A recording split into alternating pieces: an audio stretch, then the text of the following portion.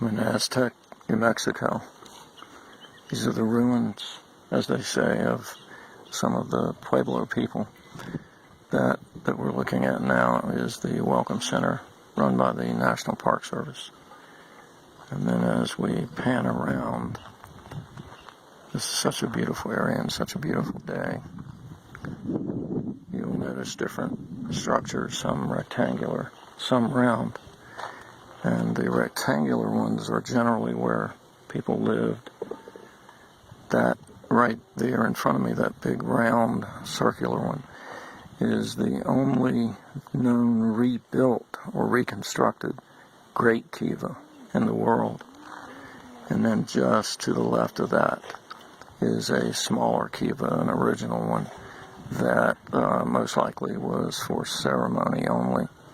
And behind it, in the background, you'll see more remains of rectangular structures.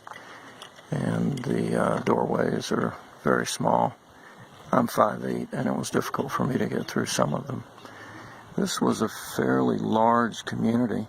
You can see way off in the background there's more remains of structures. And by the way, the native people who were here and whose descendants still live today and know of this place and have contributed to some of the base of information about it, don't look at this as ruins. They look at it as living structures, because of course in our way of thinking as native people, our spirits remain. And if you look at these trees, for example, now those trees were very likely not here when the people were here, but their remains, even their excrement and their bodies, contributed to the soil here in some way, and those trees contain those elements. So even the trees that are relatively new, comparatively speaking,